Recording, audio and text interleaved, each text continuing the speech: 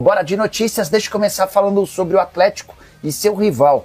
O Galo joga a terceira fase da Copa do Brasil nessa terça-feira. Agora há pouco o Iguinho trouxe as informações sobre o Atlético. Queria falar um pouquinho sobre o Maringá, vice-campeão paranaense e time que não perde há 11 jogos. Nessa sequência são 6 vitórias e 5 empates. A última derrota do Maringá em 15 de fevereiro contra o Operário no Campeonato Paranaense.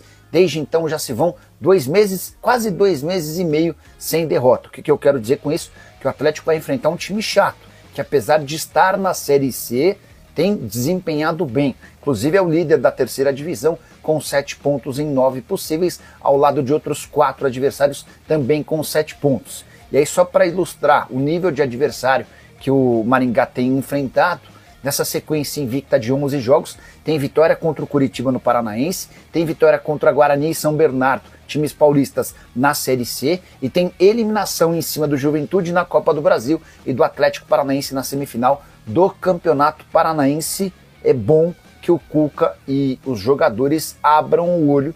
Esse time do Maringá é chato e pode dar trabalho.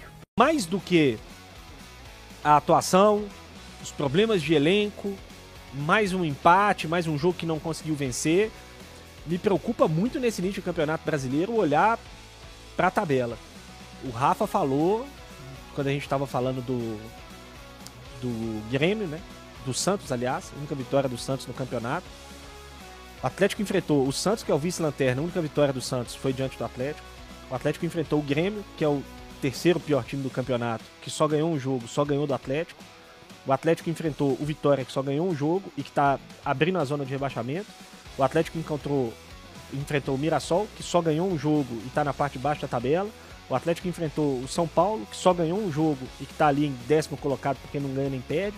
O único time que o Atlético pegou que está um pouco melhor no campeonato é o Botafogo. Isso me preocupa. O Botafogo está em 8º agora também, né? Porque o Botafogo também estava pressionado, ganhou do Fluminense e subiu. O campeonato está muito apertado, é verdade.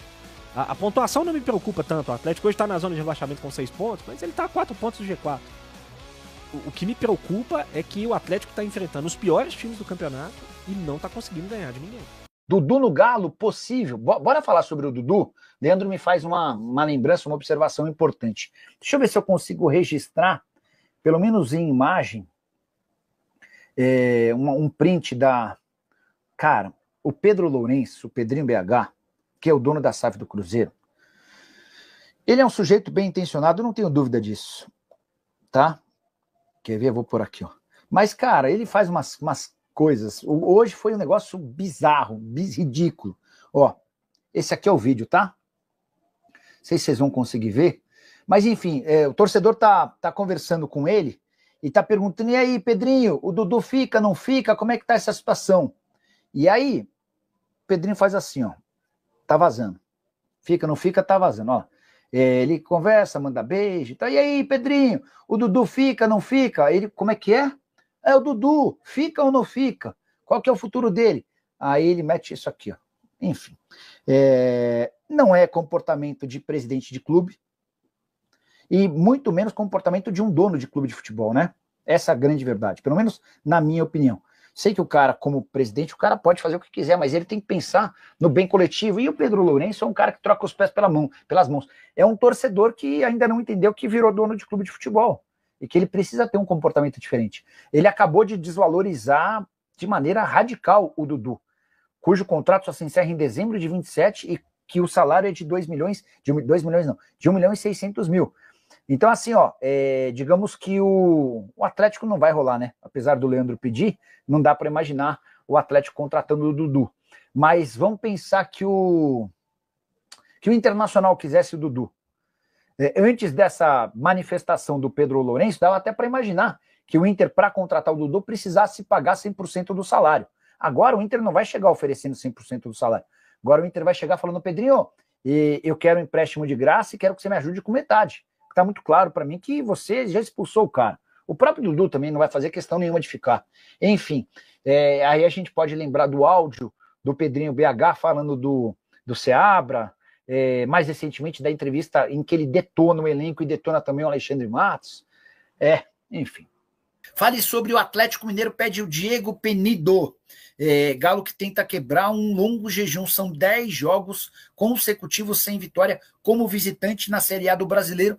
Os 2 próximos jogos do Atlético na condição de visitante. O Atlético visita o Mirassol nesse sábado, no interior de São Paulo, na cidade de Mirassol, e depois pega o Juventude em Caxias do Sul. Não são os adversários mais complicados, então é uma boa oportunidade para o Galo vencer. Mas, a julgar pelo que fez contra o Caracas, apresentação ruim de um time, eu sei, com várias reservas, eu não tenho gostado do Galo, tá? E aí, é mais do que uma informação, é uma impressão, que se baseia também um pouco de informação. Eu tenho percebido que os ruídos entre Cuca e diretoria, especialmente por causa de reforços, já começam a se tornar maiores, tá? E o Cuca não é um cara muito paciente. Quando ele começa a se encher, ele pega as coisas dele e vai embora, tá bom? O Valdecir Correia, boa noite, Nicola. É verdade que o Roger Guedes interessa ao Galo, ele deve voltar ao timão? Valdecir, eu conversei nessa semana com o Paulo Pitombeira, e o Pitombeira me assegurou que não há chance dele voltar ao Brasil no meio, que ainda precisa de uma grande venda na atual temporada para tentar equilibrar suas contas. Apesar de ter negociado no fim do ano passado o Paulinho com o Palmeiras por 102 milhões de reais, essa foi a grana que sobrou para o Atlético, e garantir mais 69 milhões de reais no início desse ano. Com a transferência do Alisson para o Shakhtar, ainda há necessidade de uma transferência importante, pesada.